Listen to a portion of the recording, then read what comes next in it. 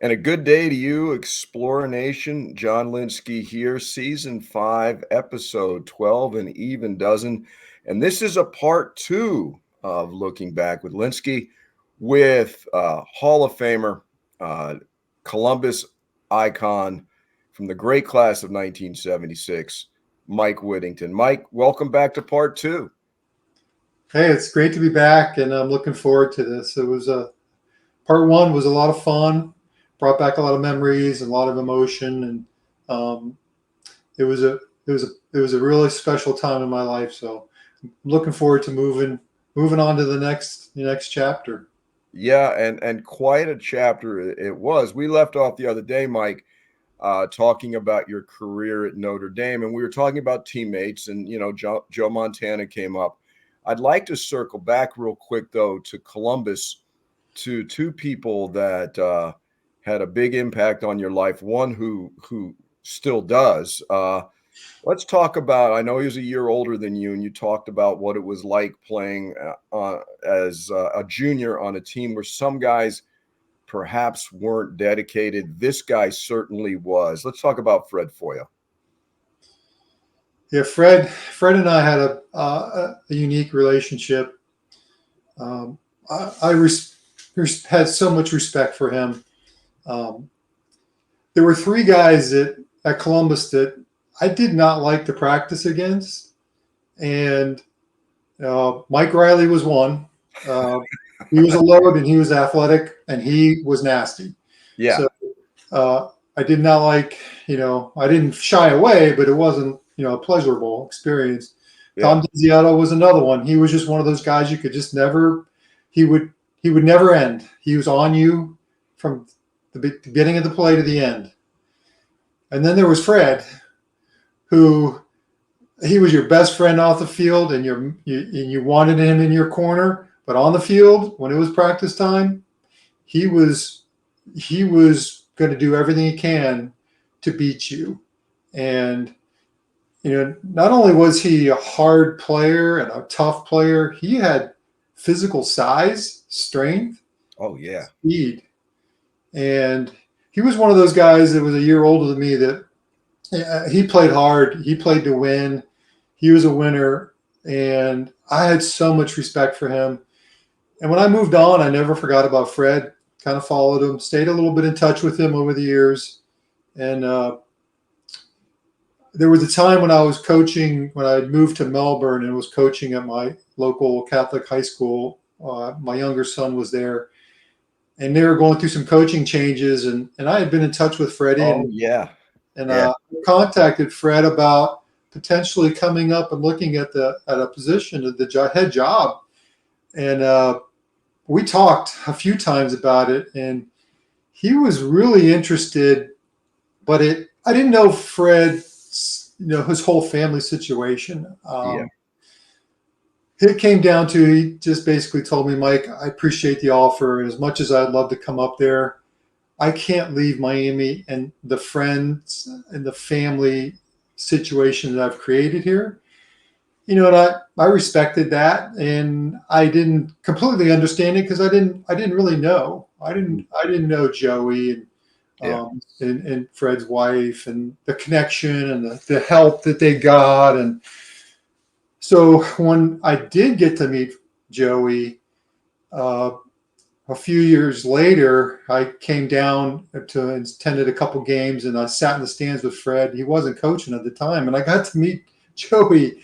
And oh my God, what a wonderful person Joey was, and he had such an impact on me because I had a special needs brother, and I knew what it was like. And as soon as I met Joey, I realized that there was no way Fred could leave Miami, and I completely understood it at that point. And I said, what a gift Joey is to Columbus, to the Columbus family, to Fred and his wife. And I was just really, and then I stayed in touch with Fred. And then I remember going on a trip out west, and I went through Durango. Yeah. So I said, hey, I know some guys that went to cool school here. I went on my own. I left my wife and the people we were traveling with at the hotel. I said, I'm going on a little journey. And I walked around campus at Fort Lewis and took some pictures, and sent them to Fred. And I said, I tell you what, you must have given a lot of guys headaches on this field, just like you used to give me them. He got a big kick out of that. And so I had some special moments with Fred. And, I miss those times. I really do. I mean, guys like Freddie and Coach Zorzi, who's just recently passed away, were very instrumental in my life, and I have such great memories of both of them, and I miss them both. Yeah, they were both great, great human beings. Coaching aside, teaching aside, they're great human beings. For the record, Mike, I mean, Fred pulled me aside one day and he said, "Hey, man, Whittington called me and we talked about it for a long time, several times. And you're right. In the end, the family situation kept him in Miami, understandably, but he was really, really honored that you reached out to him about it. I'll never forget it. He's like, "Can you believe it?" I said, "Well, yeah, I can believe it. You could do it." But we miss him. It's coming up on 3 years, and my God, he left his mark at Columbus High School. There's no doubt about it. A great man, a great friend, great teammate, great player, great coach. But most importantly, Fred was a mentor, Mike. He really, really was. And God bless him. Now, the funniest man in America, without question, just naturally funny, not vulgar, just hilarious. Your good friend, old teammate, Brian Regan. The closeness the class of 76 has is impressive. And what I love about it, we all know this, doesn't matter how successful you are, how famous you are, when you get together with your boys, it doesn't matter. And you guys and Brian are exactly like that. Talk about Brian Regan. It was a great podcast with him. He's quite a human being. Go ahead, Mike. Well, people don't really, maybe they know Brian and the roots, how he grew up in the huge family of 8 kids. Mr. and Mrs. Regan were very funny and just great people. Yeah. And Brian was my teammate at high school in Columbus, and he was a friend. But he became a closer friend when I went away to college with Lou Pegley, and Lou and I became very close. We were roommates at college, and Brian was Lou's best friend. And I got to be close to Brian through Lou. And from that time on, from college on, Lou Pegley, Brian Regan, and Tom Desiato and myself have all become very close friends. And we go out of our way to spend time with each other, even though we've had, a lot of, we've raised families, we have a tough schedule, and Brian's got a tough schedule. But Brian always makes time. He remembers where he came from.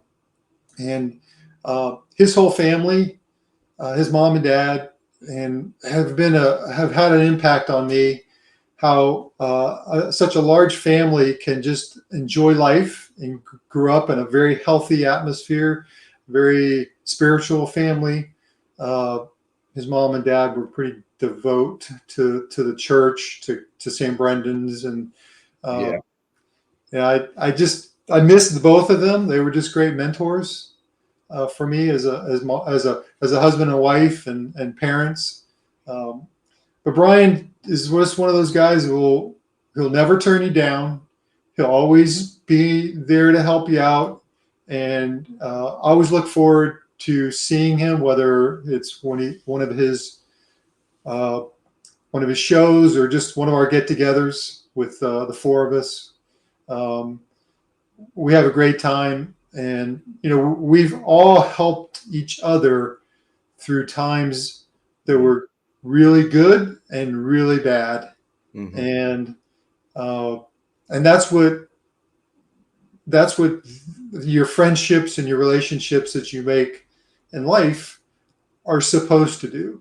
And those 3 guys have been close to me, and they always will be.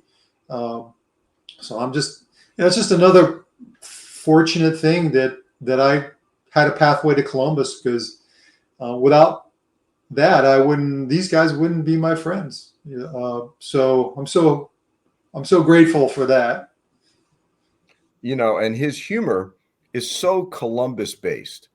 The same buffoonery that occurred, when we were in school, he carries it to the stage now. And just growing up, he is hilarious, and he is a wonderful, wonderful human being, very generous, as you were saying.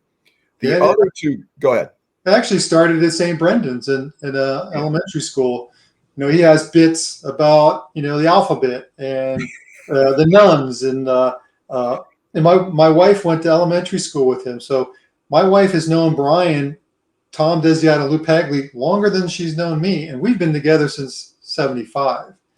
So another thing that Columbus did was I met my wife. She went to Lourdes, and we met through the connection. So Yeah. that's probably the most important thing that ever happened to me in my life. And had I not been to Columbus, that wouldn't have happened.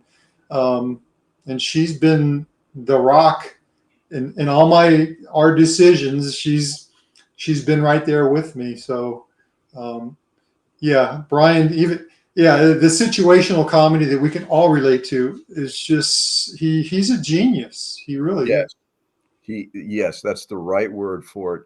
And these Columbus connections, the fact that your wife Pam went to school with those guys, and here you are, it's wonderful. Speaking of those other guys, Tom Desiato, Lou Pagli, your career at Notre Dame, they ended up at Notre Dame as well. And it's a great story. I mean, we could do a whole episode on that, but let's talk about them. And the movie Rudy, it's a great, it's entertaining and all that. But Tom Desiato, let's talk about Tom for a second, if you would, Mike. Yeah, Tom and Lou, my respect grew with, Notre Dame offered me a scholarship to come play there. Yeah. They did not offer Tom or Lou a scholarship, and they went anyway. Yeah. And they came on as preferred walk-ons. So they were early enrollees. They came to camp, but after the first year, they were on scholarship. They became teammates. They were. There was no more proving. Yeah, think about that. Yeah. Not only did Tom prove he belonged, Tom proved he belonged on the field. Yes. And he went from an offensive guard in high school to the starting strong safety at Notre Dame. And he won a starting position after I left, because he came in a year after Lou and I started. And an injury took him out of the starting role, actually took him out of playing his senior year. But our junior year, our first team strong safety got hurt, and Tom played the last two games against Clemson, and then he started with me against the University of Miami in the Mirage Bowl in Tokyo, and he and I were playing, next to each other. How awesome that got to be! Just an unbelievable feeling. Yeah, and I the memory of that game with Tom on the field with me was something that I carry and share. The fact that Tom Desiato, Lou Pagli, and I all have national championship rings from Notre Dame from the '77 year. I don't know if that's happened anywhere else, but that's a pretty unique thing that's happened that, I'm not sure where else any other high school that's happened at, but it's possible. But Tom is a special player. Lou's career at Notre Dame, when he broke into the lineup, he started getting some injuries that just were very untimely. Like his injury in high school was so untimely. He had Division I offers all over the place, and he still did even after his ankle injury. Yeah. Then we got to Notre Dame. We had 8 or 9 quarterbacks that were all Americans, and so he switched positions and had some injuries again, and that kind of slowed down his progress of actually getting on the field, although he did. But Tom His injury came later, so the uniqueness of those guys coming in as walk-ons and then getting on the field and playing and getting the respect of all his teammates. And one quick story about Tom Desiato. I mean, it's one of my favorite stories about Tom, and even just about in general about playing football at Notre Dame. I was back at a national championship reunion. It's probably been 10 years ago. And we played golf. We were inside having something to eat after the golf game. And I'm sitting at a table with several alumni, Notre Dame players who were on the national championship team. And Tim Huffman, who played 10 years with the Green Bay Packers, was a huge offensive lineman. Him and his brother Dave were just really good football players. But somebody asked him, not I, who was the toughest guy you ever played against?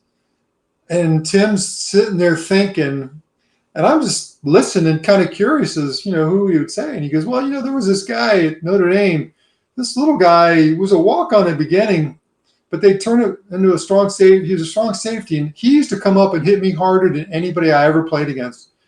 And he goes, his name was Desi. I said, Desiato? He goes, yeah, that Desiato. I said, Tom Desiato? He goes, yeah. I said, you played 10 years in the NFL, and he is the hardest player. It hit me the harder than anybody I ever played against. How's that for a compliment, right? Yeah, I mean, I couldn't have come up with that. I mean, I would have said something similar, but to have it unsolicited from a guy that played in the NFL but that's Tom. Tom was never going to be told that he couldn't do something. And the uniqueness about the three of us was that we wanted to go and be challenged at the highest stage and either compete and win respect or not, but we weren't going to not try. Mm-hmm. So the cool thing about all of us was that we went to Notre Dame. We all had a little bit of different paths, but we all got the experience as a student and as a student athlete. And that's unique about us. And then we all had our success at different levels. But the success we obtained at Notre Dame was appreciated by all the three of us, and Brian Regan included, because he was always in the background, but with us. But yeah, two special individuals that are just dear friends, and will always be. Great guys, no doubt. Hall of Famers like you. So, Mike, you have a very solid career at Notre Dame. You were just talking about the highest level. Let's talk about the next level. I've never spoken to you about this. So what were your expectations about the NFL? Were you expecting to get drafted? Where were you at? And how did you end up with the Giants? Go ahead. Well, my 4-year career with Notre Dame was, ended up being, really successful. Yeah. Got to start a lot of games, played a lot all through my career. The only year I didn't play was my freshman year, and I broke my hand that year, and I was in a cast, and I got it out. I played a JV game, and then I got moved up to varsity. So I traveled half of my freshman year, but never really played. But in my sophomore year, the national championship year, I started playing a lot, started several games that year. And then throughout the next 3 years, I played quite a bit. But there was always, there was this kind of a thing that went on at Notre Dame that they pushed certain players, and, rightfully so. We had a lot of really good players. So, I was kind of in the background, although I was having games where I was making 20-something tackles. I was having interceptions, and, I was a standout player. But, there was the Bob Golicks, the Steve Heinkreiders, the Bob Crabels, and then there was me and Bobby Leopold. We were kind of in the background, steady, strong players. So when draft time came around, we didn't get the accolades that some of these other guys got. And, it didn't sit real well with us, but that's just what it was. What it was, we just had to deal with it. So I didn't get drafted, but the beauty, what I realized was if you weren't drafted in the first 5 or 6 rounds, and there was 12 rounds then, back then, yeah, you didn't have as much leverage than a free agent that was wanted. And I was a free agent basically, and I was wanted because I played in the Blue-Gray All-Star game, and several teams came to Notre Dame to like mini combines on campus. So I got contacted the day after the draft by the Green Bay Packers, the Chicago Bears, and the New York Giants. And they all wanted to sign me. And I decided to go to the Giants because they were only one that did not draft a linebacker. Okay. And that was and I had a few $1,000 signing bonus. And I figured, all right, well, I'm not going to have to compete with a draft choice. But when I got to the camp my rookie year, I realized why they didn't draft any linebackers, because they had Harry Carson, Brad Van Pelt, Brian Kelly, John Scorpan, Frank Marion, Dan Lloyd. They had the strength of their team were their linebackers. Yes. So, but I didn't compete.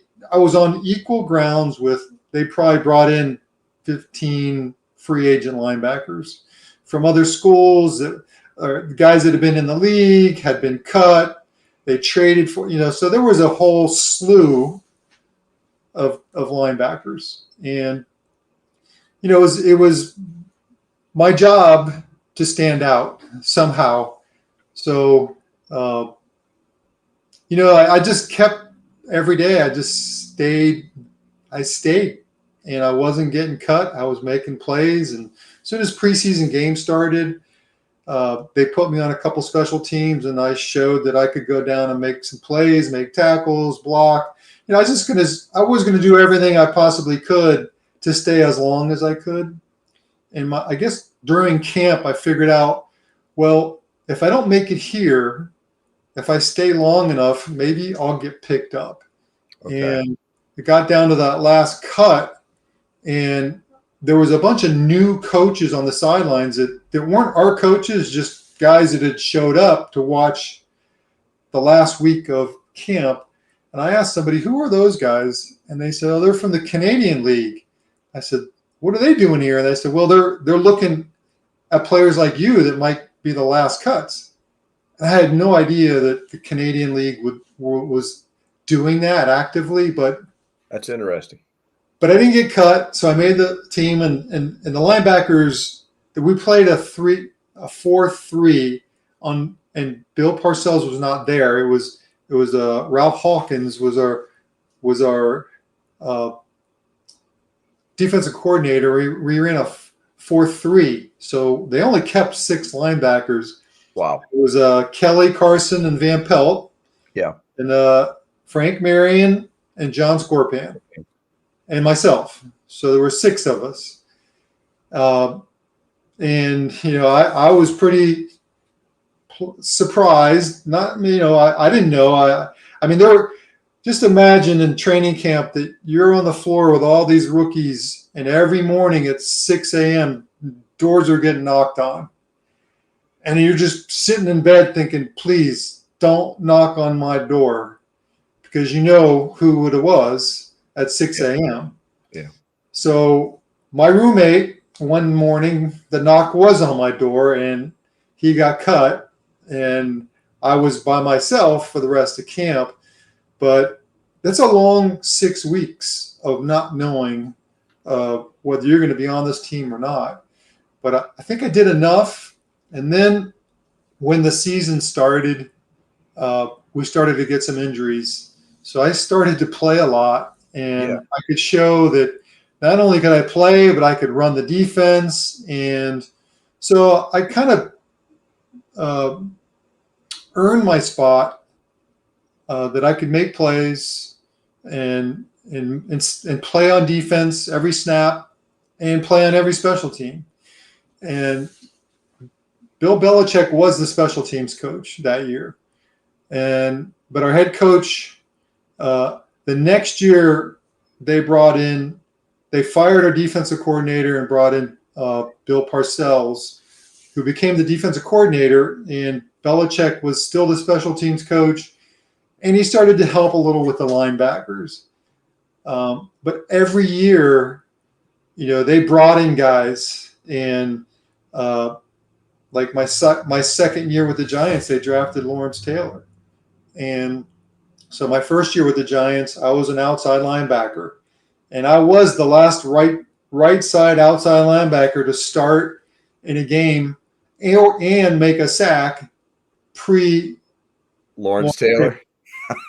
Well, like Lawrence Taylor tells people when we're together, he says, "Yeah, when I got drafted, they call me Whit. Yeah, Whit became an inside linebacker." And he's right. They moved me to inside, and that was my more natural position anyway. Yeah. So I was Brian Kelly's backup for the next 3 years. And my last year, my fourth year with the Giants, I started to play situationally for Brian Kelly because I didn't really realize it at the time, but Brian Kelly was retiring after that year, and Parcells knew it. And he was kind of grooming me to take that spot. And Brian Kelly was the brains of the defense. He had played 10 years, and he was not the athlete that the rest of those guys were. But he never took a false step. He had everybody lined up. He ran the defense, and I was, I spent many hours with Brian Kelly and Bill Parcells, learning the defense, learning how to control the defense as a signal caller. We had special meetings. So I spent a lot of time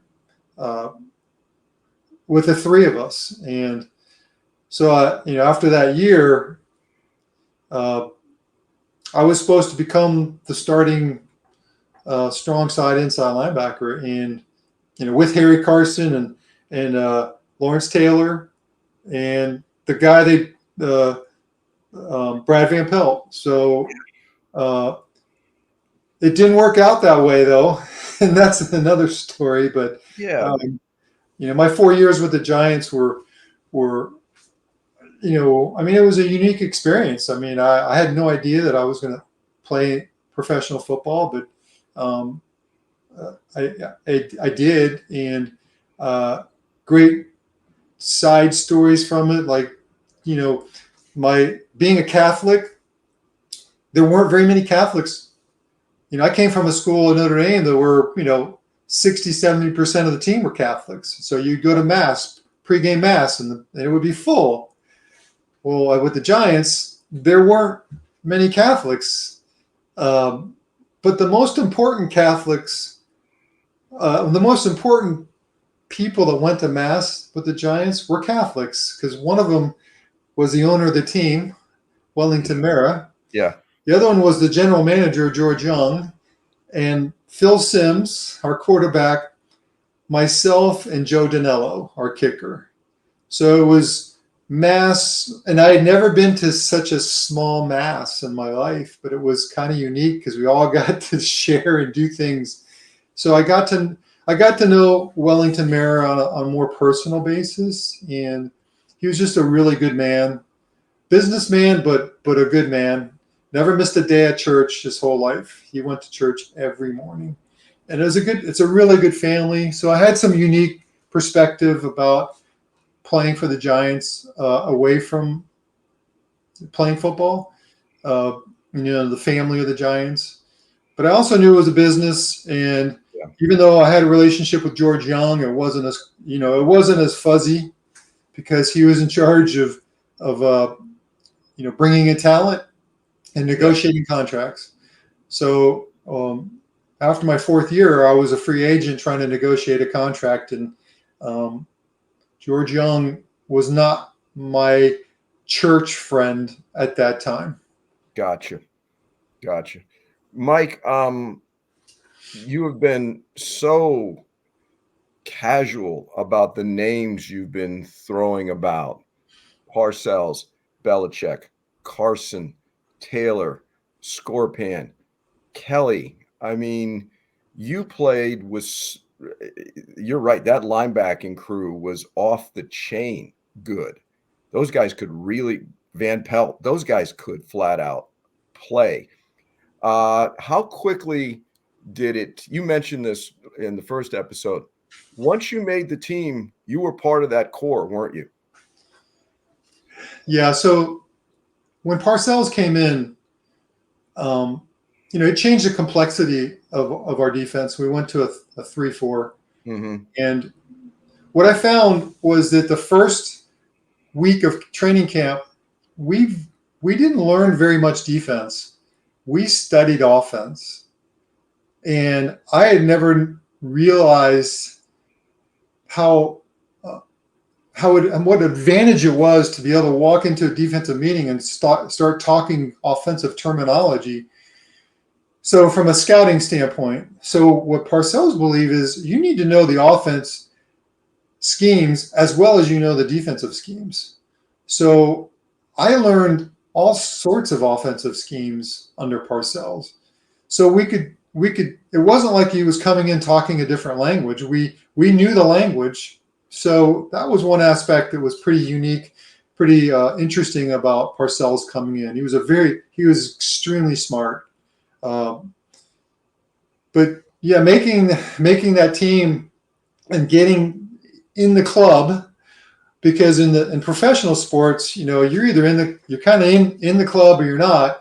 And once that last cut happens, you're in the club. And I can remember the first game my rookie year, we were playing against the St. Louis Cardinals in St. Louis, and sitting next to Brad Van Pelt and watching him, getting ready for the game, starting to spat his shoes and just, it was totally different from preseason. And the speed, the contact, and everything that was going on was just different. And I was one of them. I earned their respect. And I can remember we won that game, and I caused a fumble on a kickoff and recovered it.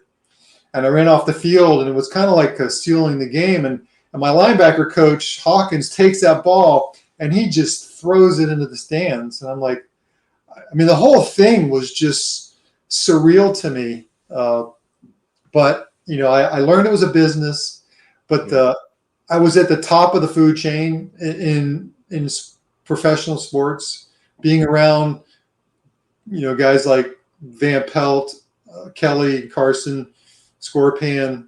Those guys had been around a long time, and they knew a lot, and they knew a lot of the angles on and off the field. And I took it all in. And, it was interesting going out after games or after practice with guys like Brad Van Pelt and Brian Kelly. We'd go to little bars in Lodi, New Jersey, and the people that would show up, like Billy Martin. Oh, I'm sitting next to Billy Martin having a beer, and Billy Martin knows all these guys. Rusty Staub. Oh my! I could just. It was just.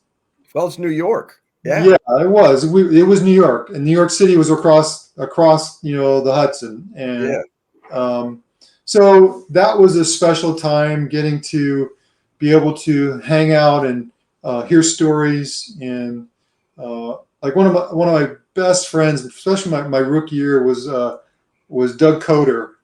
Oh yeah, running back out of Kentucky. He had played many years in the league, and he was kind of, he's getting ready to retire.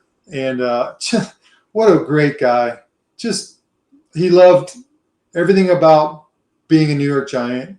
And when I made the team and I was starting to make plays, he was one of the first guys who was coming over, congratulating me and making me feel like, you were part of this team. And he made me feel like I was appreciated. And I'll never forget that about Doug. And unfortunately, Doug, right after he retired, a year later, he got a brain tumor, and they operated on him. And Brian Kelly and Brad Van Pelt and I went to see him in the hospital, and it was just not good. And he passed away not long after that. And so then again, there's life lessons that you can be in the top of the world and you just never know. But getting back to some of the players I played with, those guys were they were just interesting characters, and I learned a lot about things to do and things not to do, because I didn't judge them. I just observed, and but it was quite an education, and it went fast. But going back to some of the other players, like opponents, like I got to play against some of the best running backs of that era, like Eric Dickerson and Mike Rozier and Charles White, Marcus Allen, Earl Campbell, Herschel Walker, Tony Dorsett, and then in the USFL, Kelvin Bryant. And probably pound for pound, the best running back I ever played against was Joe Cribbs. I could see that. Yeah. Okay. Getting to play against those guys, and like George Rogers, he was stud. Heisman Trophy winner. Yeah. Against him, he played for South Carolina. Just to talk to friends that didn't, that I knew from high school or from growing up, from grade school. That I saw you tackle George Rogers, or I'm like, and they think that was just the coolest thing ever. Well, it kind of is, Mike. Yeah, so I enjoyed that. I mean, I enjoyed that they got a kick out of I was getting to do these things, and I always enjoyed. If they wanted to talk about it, I was always more than happy to talk to them about it, because it was a unique experience. And what I've noticed, Mike, is you never made that. You never pushed it. If asked, yes, but you're not one of those people walking around saying, I did this, I played with this guy, I played against that guy, which is very admirable. But as a fan and everything else, I know people want to hear this stuff.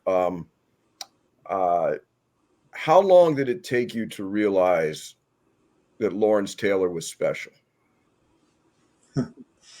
Probably like Belichick said, not long. Not long. When you draft a guy first round, first pick, somebody knows something. When he got into camp, defensive player, yeah. And when he got into camp, it was evident that there were, from day one, he was a starting right outside linebacker. Now, he didn't always play right side because we flopped him.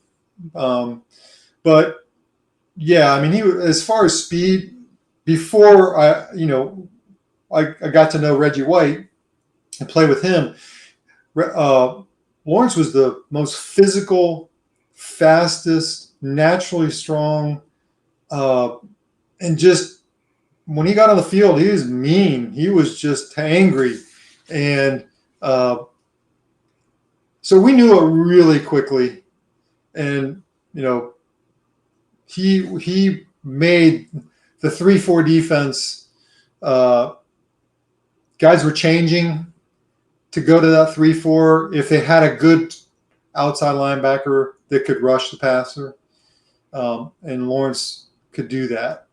And over the course of the 3 years that I played with him and watched Parcells and Belichick exploit his skills, I watched the offensive game it just changed to stop him. One guy. Yeah, one guy. And the guy that was the most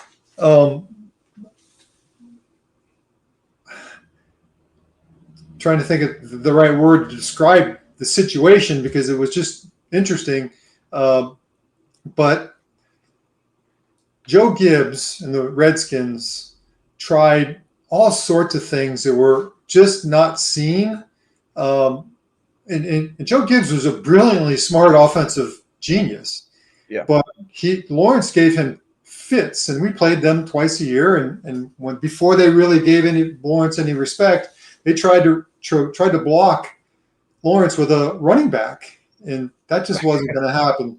So they soon as we watched them revolutionize and change their scheme, they started to go, they put a fullback on the open end side. That didn't work to block him. They tried to fold block. They tried to pull guards, tried to fan tackles. So finally, Joe Gibbs, as smart as he was, he says, well, I'm going to come out with 2 tight ends, one tight on each side. We called that Detroit formation. So what that did was that put a face right on Lawrence. Okay. That didn't work.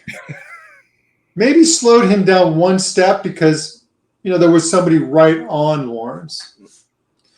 So then Joe Gibbs came out with, let's put 2 tight ends on one side, on Lawrence's side. So it became a big chess match. We would flop Lawrence to the open side. They would trade to the other side. It just became like a chess match. Yeah. But what it was doing was it was making the offense that was playing against us every week change their offense. Rather than do what they wanted to do, they had to do only what they could do to slow him down, because he would just take over a game. And he's good. So I was in the film room watching this just happen on a week-to-week basis on how they were going to stop and handle Lawrence. And it was fun to watch. It was fun to watch what, Belichick would do with him on special teams. He put him out as a gunner. And we would compete for tackles. So he was a gunner on the outside. I was a wing on the punt teams. I had contained, so it was hard for me to make tackles on the punt team. But he had free reign, but he had 2 guys blocking him. So yeah, it was very competitive, super competitive. Didn't play a lot of special teams, but when he did, he was devastating. I remember we were playing the 49ers in one game. Might have been a play. I don't remember exactly, but I was a guard on the front line of on the kickoff return team. This is full kickoff wedge, everything. Yeah. And Lawrence was the backup center, so he would have been in the middle up on the front line. And the guy that was playing there got hurt, so they put Lawrence in there. And Lawrence came up to me and another special teams player, Joe McLaughlin, and said, "Hey, how do I do this?" So we said, well, if it's a right return, you'll do this, and you set up, know who you're going to block, get his numbers, then you're going to set him up. And Lawrence said, all right. So next kickoff return, I didn't see this happen in real time because I was blocking my own guy, but he set this guy up. His name was Bill Ring. I don't know if you remember Bill Ring. He's a running back out of Brigham Young, BYU. Good player, great special teams player. When he's coming down and Lawrence sets him up beautifully, just like we taught him, and Lawrence unloads on him. And Bill Ring literally went head over heels backwards. His helmet went flying off to the sidelines. I'd never seen a hit like that, ever. And we had given him a few minutes of coaching on how to do this. He had never done it before, and that was the result. There you go. Speaking of hits, Mike, another basic fan question. Who hit you the hardest that you remember? We were talking about, earlier with Tom Desiato. So who was the guy that hit you the hardest that you remember? Well, I tried not to get hit hard. I tried to be the one that was doing the hard hitting.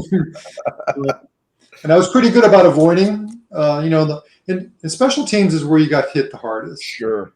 Back then, absolutely.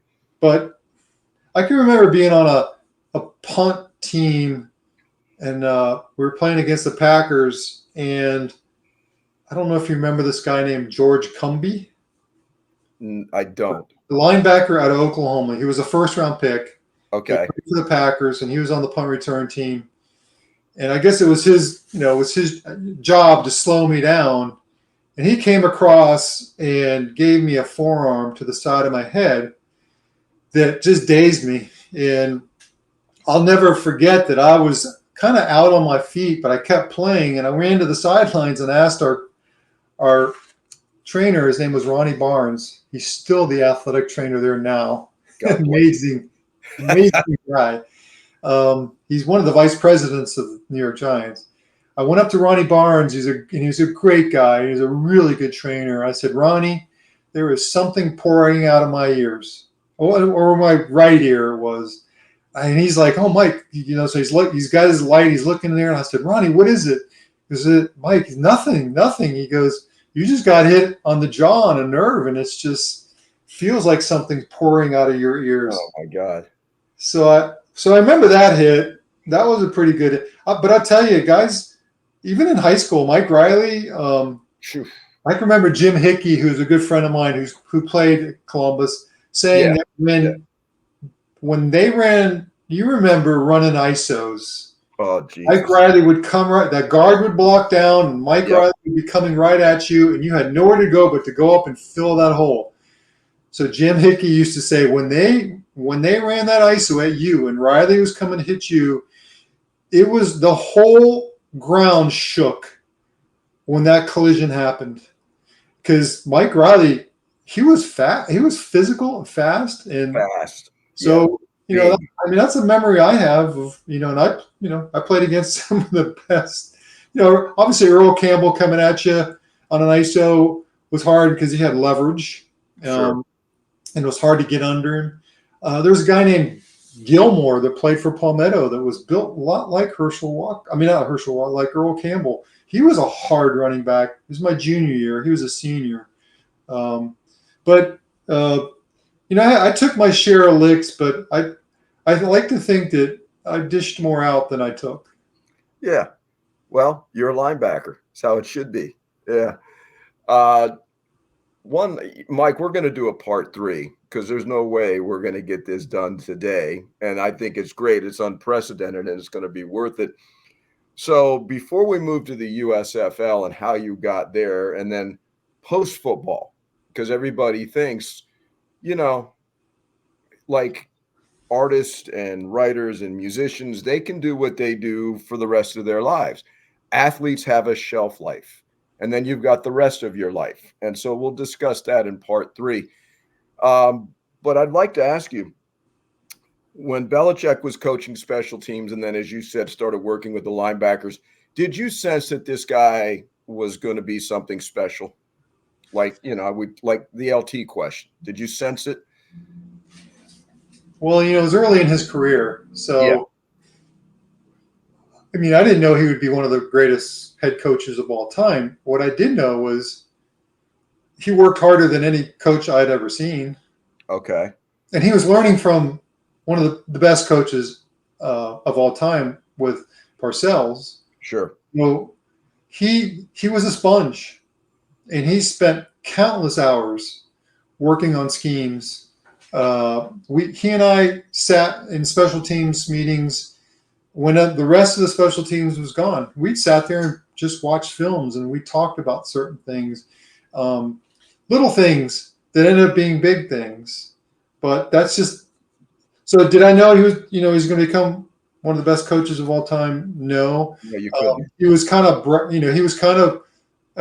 misread, but he did everything he could to give you an advantage. So if you learned to respect what he was doing for you and for the scheme, and you bought in, you became better off. Now, initially, a lot of the veterans were like, "Who is this guy with this young kid with the squeaky voice trying to tell me what to do?" And there was some of that, but he won us. Guys like Brad Van Pelt and Brian Kelly, he won them over. It took some time, but I bought in. I was young too. For an example, there was this thing on field goals and extra points. They started putting the field goal block. They started putting these real tall guys in and trying to rush them, push up the middle, and jump to block field goals and extra points. So, Coach Belichick and I were sitting in films, and I said, "Hey, I'm a wing, and was my position on the extra point field goal team." I said, "If I see there's nobody over me, nobody rushing, I'm going to cheat inside, and I'm going to torpedo those jumpers." He goes, yeah. I see. He goes, let me watch some more film, and let's see if we can do that. So he got back to me and says, Mike, as long as there's no edge rusher, you do whatever you want. But if somebody blocks a kick from your edge, you're going to be in big trouble. So he gave you. So he and I, we thought of this. So for the rest of the year, I'm taking out, Too Tall Jones and these guys that were 6'5", 6'7" that could jump, and we're blocking extra points and field goals. So that's one example. I mean, we had so many, and over his career, he's had thousands of little things like that add up to help you win games, give you the advantage. Yeah, and the return game, for safety reasons, which we'll talk about in the next episode. I mean, you're talking about busting up wedges and everything else, because a kickoff return was almost a guarantee every time, and it's the exact opposite now. I mean, going down and busting up a wedge, that had to be that takes some guts. Yeah, with a concussion every hit. Yeah. So how many kickoff returns were there last night in the Super Bowl? 0. Yeah, exactly. So that in that respect, it's eliminated some concussions. Yes. And, it's taken away from the game because people used to love to watch kickoff returns and kickoff. So has it diminished the game? I guess in some people's opinion, it has, but it has made it safer because I got a lot of concussions, taken on the wedge. Oh, those are some of the most violent hits of the game would be on a kickoff return. No doubt about it. So, and the whole concussion thing, Mike, I mean, we could keep going right now for another hour. So we're going to do, it's a first in 5 seasons. We're going to do a part 3 because we're going to get into the USFL and you threw out a pretty big name a few moments ago, Reggie White, but then, post football. And I don't think a lot of people are aware of what a professional athlete goes through when they're done at 28 or 30 or 32 or younger or whatever. And you went on to have very interesting post-football careers, not careers plural. And so we're going to get into a lot more things. And, listen, as a football guy and everything else, this is like a kid in a candy store. So I appreciate you doing this, Mike. And if you're up for episode 3, let's do it. Yeah, absolutely, John. I'm flattered that, you're really enjoying this. I mean, I enjoy talking about my life because, I had to have some really great memories and some unique things that happened to me that could be relatable. Yeah, I agree, particularly the post-football stuff. The football stuff is awesome. There's going to be young guys, current players at Columbus listening to this. They know all those names. And so that's a cool thing. The valuable things, I think, will come, really valuable things will come in episode 3. So my friend, thank you so much. I've learned a lot. This is just great, Mike. And I look forward to doing this again soon. So thank you once again. Explorer Nation, I hope you've enjoyed this as much as I have as we delve into the great years of the NFL in the 80s. And we've got more to cover. So until next time, buenos tiempos and adelante. Thank you, Mike. Thanks, Sean.